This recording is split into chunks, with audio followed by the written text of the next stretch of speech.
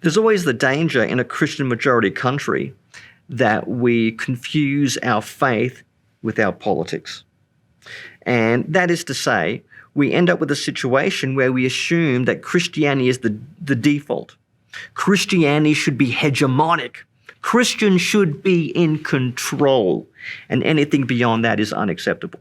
But when you do that, you often get things like civil religion.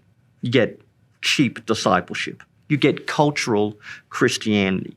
You get Christianity that's in love with power, that's not necessarily willing to carry its cross, to show self-sacrifice and demonstrate the love of the gospel for others. So Christian nationalism, the idea that we must make this a Christian country at all costs, I find that antithetical to the message of the gospel, to the message of Christ. Christ was not about the power, okay?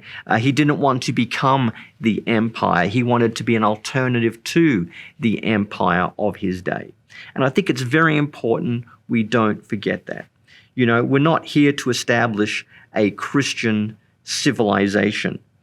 Because, I mean, which Christian civilization would it be? You want it run by the Baptists, the Anglicans, the Presbyterians, the Methodists? Hey, make me dictator for life, and I'll be very glad to force all Baptists to baptize their babies and to worship according to the Book of Common Prayer. I mean, I'd love to be dictator for life. I'd be good. I'd be good at it. But it's not what you want. It's not what you want. We've got to have a pluralistic context, room for all types of Christianity, room for people of all faiths and none. And Christian nationalism is the opposite of that.